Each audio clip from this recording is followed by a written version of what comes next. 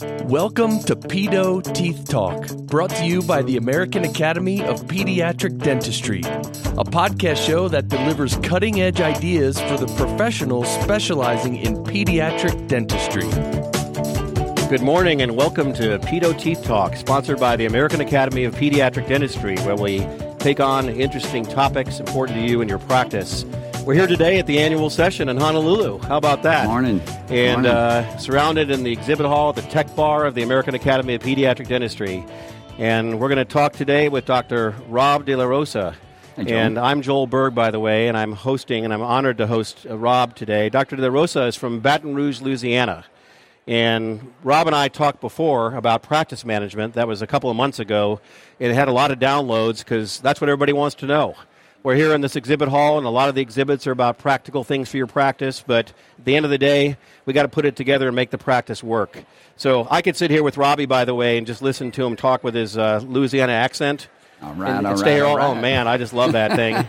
And you don't have to see the fact that he's wearing a pink shirt and a pink jacket, but anyway, just listen to Robbie here. Okay, so here we go. Robbie, we're going to talk about the common aspects of most successful practices. And I know you lectured yesterday with a group of people, and you talked about, you know, like this book a lot of us have read, The 7 Habits of Highly Successful People, you know, and then they did a study of Good to Great, that book. Right. They studied the common things that people have done in successful circumstances. Right. What are the common set of things that made him successful? And I think that's what you're talking about here. Is that right? Yeah, that's pretty much it, Joe. I mean, I think in any business, it's a similar situation where there are going to be core fundamentals. We know what we do. We do pediatric dentistry. We know why we do it. But how we do it is what really separates us and makes us the experts in oral health for children, and it's the way we treat our staff and our coworkers. And So you've made these observations, and you've given me a list of some of these things, and we're not going to have time to talk about all of them, but I want to focus in on a few, and you just said one of them, and it's actually first on your list, is that the doctor makes all the staff feel important. And maybe to set that question up, I would say that, you know, when I practice, I talk about how I'm just an actor in a play. We're producing a show today. It's called Dentistry. And all of us have a role, everybody on the team, and I enter stage left, and I do my thing, and I exit stage right. Somebody else is there, and it's all part of this function. So is that... Yeah, it's real similar. I mean, it's a scenario where it's, the patient, the first engagement is when the person comes into your office, and so you support your team, you give them the knowledge to talk about your office, talk about your culture, that first exposure with a family, and that culture goes throughout your entire staff, so that when you train your staff and they know what you believe in, they believe in it with you. And one important point about staff is it's absolutely critical that you have someone with the right attitude, right? They don't necessarily have to have a skill set. And in fact, a lot of times when we hire people for a position, we both realize that, well, we just don't have that skill set for that. But you've got the right attitude. So in our office, we're going to find a place So I got to ask you, Robbie, because you said attitude or tude. Give me an example of a bad attitude. We all know one, but you tell me yours. Well, I think the not yours, what you've seen. The worst attitude we have is selfishness. Okay. You know, people are on the staff, and if they have if they're treated a certain way that they don't feel like it's fair or equal, then they'll respond accordingly. And so you'll see this inversion where they start closing down on you, and they forget the mission. And the mission is to take care of these children. And that's one of the... It's actually one of the easiest things to address, but the hardest thing to solve, because sometimes people's attitude change, and it may be something going on in their lives. Right. So if your staff's a second family, and they're bringing it to work, and it may be really crushing. Yeah. And so you have to really, if you care about your staff, you've got to figure out, okay, what's going on with you? Because if it's just a bad attitude, very simple to deal with. Yeah, but we can't. You know, this is an interesting topic because it's a lot of what makes an office flow is open communication. It relates to that, obviously. So if somebody has that and they're keeping something inside and it is important to them and you do care about them, how do you create an environment that allows them to, in a proper way, voice that feeling or exceptional challenge they face to you without disrupting the practice? You know, I think it's providing that opportunity, but you don't want to, you're also not a therapist. No, absolutely not. So it's not like, you know, you have to balance it. You have to balance it. But you know where it starts, Joe? Trust. They have to trust the environment. They have to know that, look, I have people that care about me, they support me, and hey, if I'm going through something, I'm having a bad day, I know people will support me and back me up. Right. But then they have to change that attitude and then become back into the team when things, clear up. And that trust is going to be based in a big way on what they observe. Absolutely. And how everybody treats each other. Actions. So that's the culture you talk Action and about. accountability. Yeah. Right. Okay, that's great. Yeah. So related to this, and I think you hit on another really important point in your list of common habits of successful practices or common aspects of successful practices, and that is training. So you have a culture, you've established a culture, it works, it's what you want, you bring people into this culture. To sustain it, you always have to have training. Always. To align. And I'm not talking about how to mix the cement. No. I mean, that too. I'm talking about everything else. So how do you do that in your office? How do you train? Systems. Okay, you tell me about that. You have to have systems set up. You have to have a buddy system where if you're training someone, say, for instance, if we hire someone, we always have pre-dental students working in our practice. And so if the pre-dental student is starting with us and they get started in instrument identification and sterilization, we always make sure that they have a buddy. So not only will they have a training person or coordinator to help them learn how to do what they're going to do, but they also have to have someone they know they can get support from. It's like a mentor system. Like a mentor system, exactly. So that's part of the system that you want to have in place. The thing about training that I've found over the years, Joel, is it's very expensive to do. I mean, it's time consuming, and you've got to acknowledge the fact that everyone's going to proceed at a certain pace learning how to do what they do. Right. So you have to have, in your system, you have to have milestone checkoffs to make sure they're meeting those milestones and those goals. Because if someone's not doing it early on in the process, that's when you're recognizing, this might not be where you fit. So you want to, if there are problems or things where you need to intervene, you need to identify those upstream, not downstream. It's all very early. Upstream management. I think I've heard that term. That's a very good term. But you're absolutely right. It's the way to do it. Very early. But it also, upstream management to me is honest and trustworthy. Yes. Because if you wait and don't deal with the problem, not you, but anybody in the office, or they don't express their concern early, then it's observed by others and it creates this negative culture. Right. But if you deal with it upstream, you intervene early. Yeah. And then the big key to it is you don't want to set someone up to fail. Right. I mean, if we hire someone, if we're bringing somebody into our team and our culture, we want them to succeed. We want them to grow, and we want them to be happy, reach their potential. Well, before I go on to the next question, I want to remind everybody we're recording live with Pedo Teeth Talk here at the annual session of the American Academy of Pediatric Dentistry, and we're in Honolulu, Hawaii. And we have a few folks here in the exhibit hall, some right nearby us, and we do have a microphone. And at the end of this podcast, in 15, 20 minutes, we'll take a few questions. Everybody has them? We've got the expert here, Dr. Delarosa. He's got the common aspects of successful practices, and you may want to ask him a question, and we'll invite that. We don't require it. I'm not going to call on anybody, but we do invite that opportunity should you desire to do so. So I'll remind you about that later. So let's go back and pivot off of this training concept. And you had mentioned that you like to have semi-annual or annual retreats in your office. And I want to hear, I love that idea. I used to, when I was in corporate for 9 years, sometimes the retreats were good, sometimes they weren't. How do you make yours good? And I would guess the right kind of retreat is the one that everybody looks forward to. Right. And they get out of that and they say, I feel energized and I'm aligned. Tell me about your retreats. What do you do? I think the most important thing about the retreat, it must be fun. It has to be fun. Yeah. And we obviously, you can do it on site, but it's so much better to do it off site. Like one of the retreats we've done is we'll go to laser tag, and just have a laser tag day. I want to do that. Can I come? It is a lot of fun, and they love to shoot the doc. The doc's on the losing team every time. I already want to work in his office just so I can do laser tag. Yeah. So we'll do laser tag, and then after that, we'll have lunch brought in, and then we'll have a speaker or a friend of mine or a colleague of mine that everybody knows. Like we have an oral surgeon in Baton Rouge that we work with.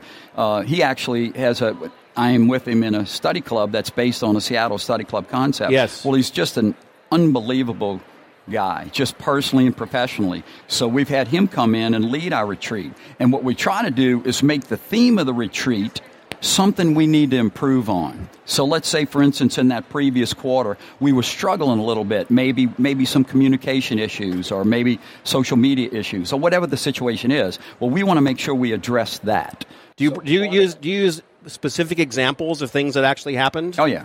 So you'll bring it up. We'll break it down. Is the staff invited to bring up those examples? They must bring up those examples. They must bring up those because it's part of the agenda. Okay. So when we set the agenda for the annual retreat, it could be, okay, this is the 2 millimeter issue, because our goal is to be 2 millimeters better today than we were yesterday. You sound like an endodontist. Yeah. So talking not millimeters the here. orthodontist. That's a 6 millimeter. Okay, right? yeah. Okay. No, the endodontist is like back it up a half a millimeter. I know. So, okay, we're not talking about that today. Right. But exactly.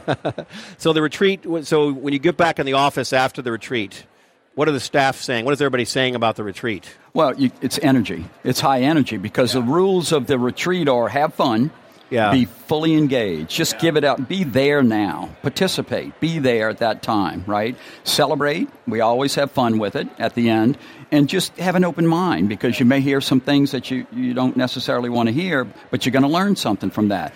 And so you get that peak energy for the quarter that you've had the retreat, and we try to stretch it to the next quarter, right? So we want to constantly refresh and re-energize, because, hey, pediatric dentistry is such a wonderful career, and it's great what we do with kids, but honestly, sometimes it's hard work, right? I bet you get some of your patients to probably, if you brought the patients to the laser tag, that's all I'm going to talk about now is this laser tag thing.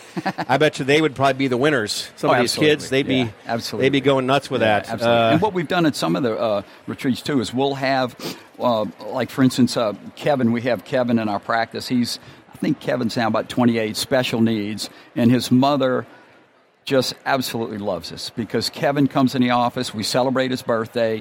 He goes through phases where he likes turtles, so we have a turtle day for him, or his birthday, we'll do the cake. You bring a turtle to the office? No, we got these turtle puppets and all that we do. Hey, that's a good concept, Joel. I like that. We're going to do that next time. They got some here at the pond of the Hilton Wine Village, but I don't know if I'd take them back on the plane. But So anyway, so she'll come to the retreat, and it's heart touching. You know, I mean, people cry together, laugh together, and it's just part of what we do. You're already convincing me your office is a fun place to work, and I think really that's all. I mean, you said that at the beginning, have fun. Yep. But to have fun, you've got to free up all this other baggage, and really you could call good management baggage elimination. It's the attempt. It kind of is. It's kind of like, we all have baggage. We all have stuff, but we're here to work together. We're here to provide health care. And how do we do the best job providing that health care? And it sounds like you're thinking of all those things.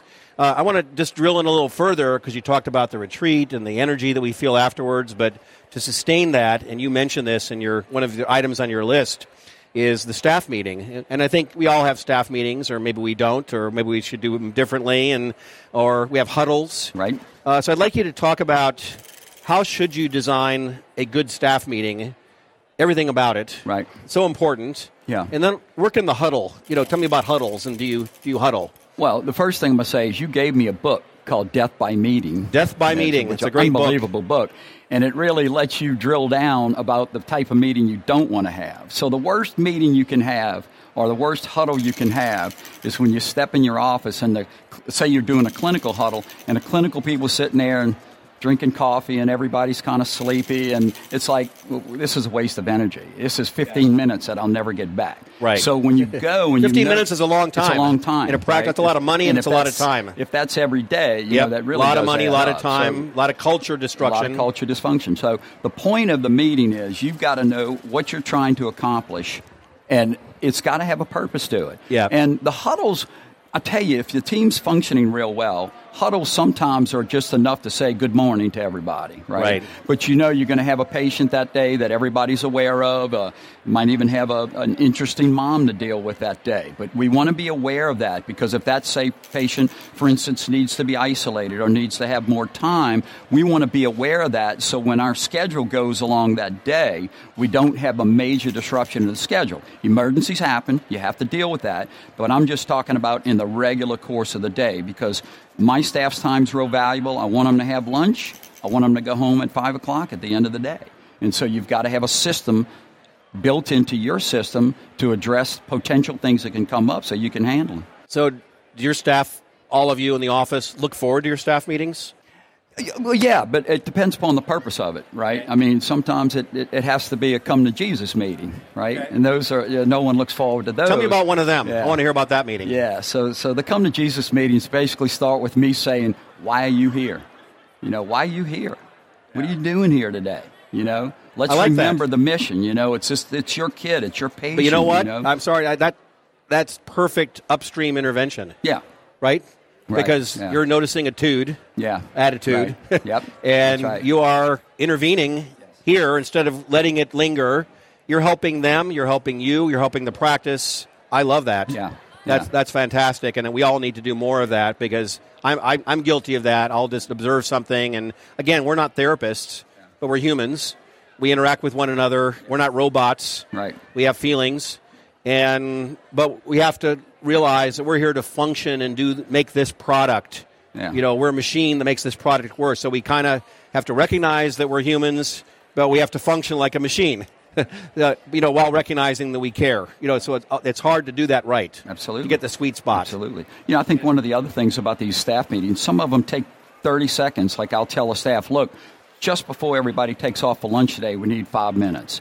And they'll come in and I'll say, hey, did you see how Tori handled that patient? That was absolutely amazing, because you want to celebrate together. We want to celebrate all of our victories and let our people know, look, you're doing a wonderful job. Thank you so much. It's thanks. Because Joel and I know each other very well. I'm an optimistic person. You are. It's a glass half full thing. But when you you just have talk to to me deal with that it, Baton Rouge voice, and I'll do anything. Sure. Yeah, that's Southern syrup. I love it. Southern syrup. I like right. that. We're dealing Southern syrup here. So, anyway, Southern comfort. Yeah, that's right. Okay. Sorry about that. No but worries. Let's move on to related topics. And you talk about excitement and focus on patients and service that excites the patients. And you alluded to it. We all kind of know what that is. But what are some of the memorable things you think of that you've learned in your career that just get patients and families excited? Right. They want to come back to you because of... Yeah. You know what I think it is? I think it's our care for them. Not the dental care. Right. It's the care for them. For them as individuals, we try to get to know our patients really well. So, and, on your staff, you've got someone who's, say, an athlete, played in college or something like that, or played in high school. Well, you want to try to recognize if you've got a burgeoning athlete in your practice, you want to hook them up so they can talk about athletics. So you want these kids to want to come back to the office just to have a lot of fun. So, I think every pediatric dentist certainly would say, I'm really good at that. I do engage my patients, but not everybody is really good. Half the people are below average and half are above average. So what's the one thing you would say that everybody could do to increase that kind of engagement on the part of the parents and the children, and just to make it that kind of environment you describe? What's one thing you would say to add to your environment? I think it's a tough one, but you could... It's a tough one. I think to improve our environment, recognize that not every day is going to be a perfect day. Okay. Honesty. That's honesty again. You got reality. As hard as you try sometimes, and you're just doing it, you're grinding hard as you try. Sometimes the outcome, the family that wasn't the perception they got. Right. We had a review one time where the reviewer said, no one is that nice. Yeah. And I'm thinking, wait a minute, what? And then you think back and say, hey, some people don't dig it, Yeah. But with the acknowledgement that our practice is not for everybody. Sounds like you live in reality, Robbie, which is a not bad place to be, living in reality. I want to shift gears. We talked a lot about communication and about staff and meetings, and that's all. We did that by necessity because it's very important. Right. It's the meat of the matter, really, I think. But you also have systems, and you talked about that at the beginning, and you have to function with systems that are reliable, that are predictable, and I've noticed that we all do. Those are some of the best habits of successful practices. You mentioned a couple specifically, and I want to talk about them. The recall system. Right. Talk about bread and butter of a practice. You specifically said it should be 80% effective. So why 80%, and what do you mean by effective? Okay, so in a pediatric dental practice, some of our daily productions are 80% recall, which I love. If we're doing our job right with the age 1 dental visit and the establishment dental home and parental compliance through trust and loyalty to the practice, we should be doing prevention every day of the week, all day. Yeah. You know what I mean? Right. That's our goal, a cavity-free generation. Right. So the recall system is it's the lifeline, the bloodline to your practice. So the way we do it is we calculate on a 6-month rolling basis the recall effectiveness. So, for instance, this is how we do it. Say in January we saw 100 new patients, and we had 500, let's make numbers easy for math, right? 400 recalls, okay? So 6 months later, you should see 80% of that number in terms of recalls. And why do I say 80%? Yeah, why 80%? Why not 85 or 75? Well, 80's the high number, and the reason you say 80 is because, one, our practice is mature, so you can have matriculation. Patients will leave, patients will move, patients will unfortunately get on a plan that your office doesn't engage with, you know, and that's a whole nother discussion we can have. We're going to have one on that another time. I got a whole bunch on that subject. Patients have been referred to you for work. I don't want anybody else's patient, but I'd love to help your patient, but after that, go back to Dr. Jim for your recall. So that's why, because there's fluff in that, right? Right. That's the way it works. But the 80% effective recall system is what we're looking for. 80% effective recall system, 90% show rate. I mean, these all systems in place, and we're looking at these numbers on a daily basis, weekly basis, monthly, quarterly, annually. So you're talking, Robbie, about systems, and you mentioned a couple of times, numbers and outcomes. You're talking metrics. So you're talking about a metrics-based practice.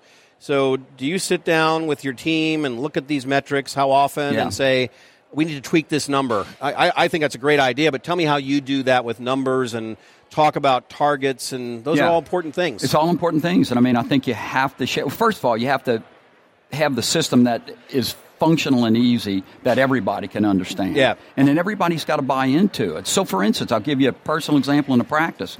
We built a new office, and so the person who was in charge of the overdue recall program that we have, and that is the recapture of people that missed their recalls. Right. And so what I know to be true is if a person missed one recall cycle, we're going to get them back. We're going to get 90% of those back. If they miss 2 recall cycles, that goes down further. And 3 recall cycles, it's crazy. It's kind of like aging accounts. Exactly. Same thing. You go it's 30 days, concept, 60 days. right? Yeah. Okay. So same in concept. the scenario we had an individual who took over the overdue recall report because we needed the individual who was doing the overdue recall report to do another project. She's a multitasker. Okay. Well, all of a sudden we started noticing the effectiveness go down. Mm-hmm. Well, that's the point of the system. That's why you have metrics. Feel something's wrong. But you can measure it. You can measure it. Feel is one thing, measure is another. And then what do you do about it? Because it's one thing to measure it, one thing to feel it, but then you've got to act on it. So what we did is we recognized the fact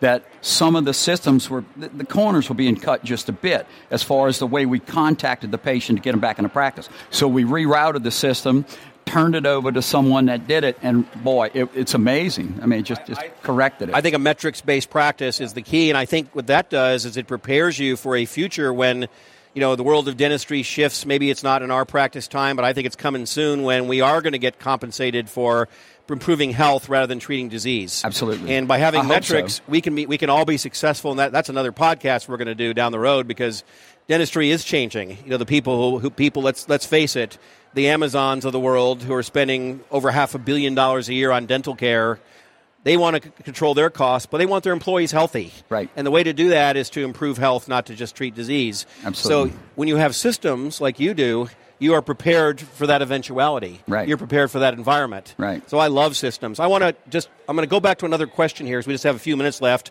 I want to remind everybody that I will take a question or two if we have one. We're here broadcasting live, Pedo Teeth Talk, at the annual session of the American Academy of Pediatric Dentistry. We're here in Honolulu, Hawaii. I'm with Dr. Rob Delarosa.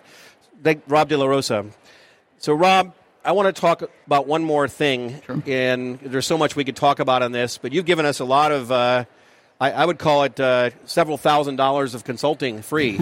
So I'm feeling pretty good about it, especially the laser tag. Right. I'm going to go out and do that. That's a must-do. That's a must-do for me. That's on my list. You'd be good at that. I'm loving it. In any case, you throw all this together into one theme, and I think it's one of your successful habits that are common amongst successful practices, and that's leadership. Right. I know you've read a lot about it. You've obviously been a leader yourself, but how do you define it? Yeah. And can you teach it? That's a lot of questions. Yeah. Okay. But just tell me a little bit about leadership. All right, so first of all, leadership's not a title. Okay. I have had pre-dental students who were leaders in my practice. I've had leaders who weren't leaders in the practice, but were effective managers of duty. Right? So I think the thing is that you've got to put in your practice an attitude of we need a leadership team. We have to have this core of leaders, because you're always going to have people that come in and out of your practice. If you have students, they're going to leave you. If you have someone that has to move or has a better opportunity to work somewhere else, then I think that's where they should go. But the fact is that you always, leadership training goes on every single day. So you have to lead by example, right? And you have to identify those people that you know are going to be strong leaders. Also, when you have staff meetings, you deal with leadership issues. If you have an annual retreat, that's based on, we've had a leadership retreat. I mean, all of these things that you're doing every day, it's about leadership. Because, if you don't know where you're going, it doesn't matter how you get there. Right. So you've got to have a strong leadership team that keeps the focus in on where it belongs, on the patients, on the families, on each other, on the practice, in the community. I mean, I think that leadership is probably the number one trait that we work on every day. That's fantastic. And, Dr. Delarosa lectured on this subject yesterday, and we'll be doing more podcasts on management as we do more of these pedo teeth talks. You're going to see themes evolve on important subjects in pediatric dentistry practice, but management is always going to be a theme. So I'm always going to ask Rob to come back, and some of the things that we didn't get to talk about today, we're going to talk about in future podcasts, because there's so much there, and it's always going to be important. It's always going to be one of the most important topics. But I got to ask you one last question.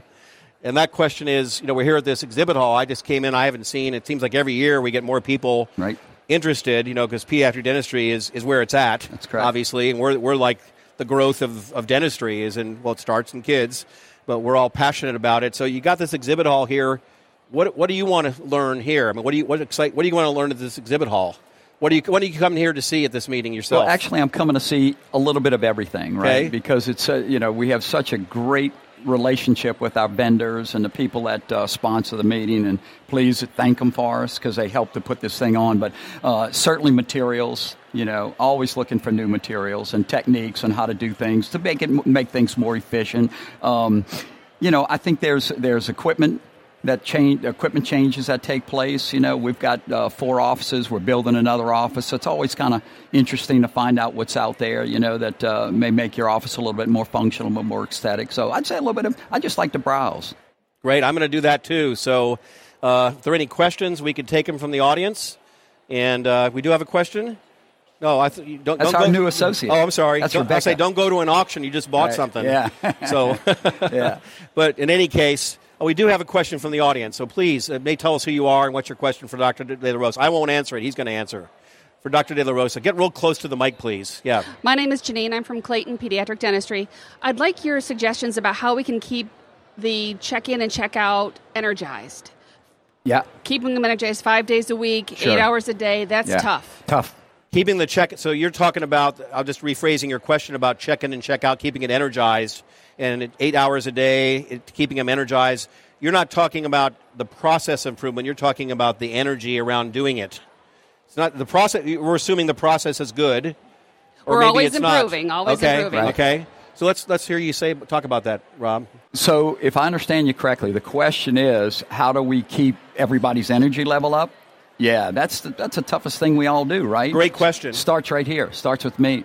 Fortunately, I'm blessed with a lot of energy, so I've got to come banging, right? I've got to come real excited, want to share today, want to be 2 millimeters better today than I was yesterday. And I want my staff to be the same way. And we've got a big practice. We have 63 people, 6 doctors. And so with all these teams, everybody's personality is a little bit different. Mine happens to run wide open, all in, all day. Where we've got a laid-back He's actually doc, an introvert. right? He's an introvert. Yeah, that's me. Yeah. So, I think it's up. It starts at the top. It absolutely starts at the top. Look, I have problems too, but I can't bring them to the office, But I think my staff would know me well enough that if I do come in and I'm a little off and my energy's not high, it's like, uh-oh, what's going on? And we need to get him up. One of the if I could comment too, I'm not an expert on this, but I heard somebody speak at this meeting, a guy named George Walther. And he's got some online stuff, and he talks about front desk. He's a consultant, not just in dentistry, but medicine for front desks. Yeah. And what he talks about, and I think this is what Rob was saying too, is training people on the language they use and get them to be more excited about the words they choose to use. Right. And for every patient. So instead of saying things like, I'm going to have to get somebody else to help you, or I'm going to have to, I would be pleased to help you. And that sounds kind of mundane, but And there's a lot of written about that. So it's always about language improvement and having huddles around how we can change the language and changing the script. So if you change the script, you're doing the same objective, you're filling the same objective, but the words are different and it energizes people because it's something new. So it's about improving that script or words that are, that's something that he says that seems to have worked. I'll tell you a tip that really works too, is you empower them to create the script. Or you say today, because we have people on our staff that you recognize their skill set and say, hey, I have a project for you. I'd like you to develop this. What do you think about that? And when they buy into it, and then a staff buys into it, and then you celebrate with that and then put it into place, it's like, wow, that was fun. That was good. So I really think it starts at the top, and it's understanding that, you just got to be on. Today's got to be a better day. We're going to open this podcast up to comments online when it gets posted, and I think that's a great topic to kind of. We're going to generate a lot of ideas around that. Really, it will be helpful to everybody.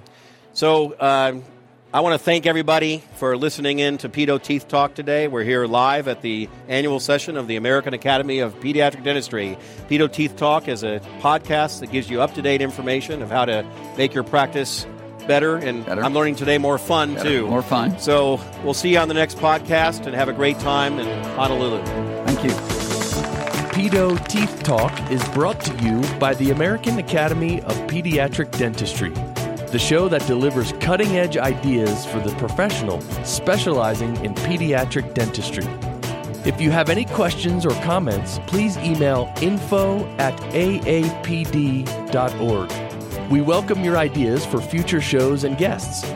For more information on the American Academy of Pediatric Dentistry, visit aapd.org.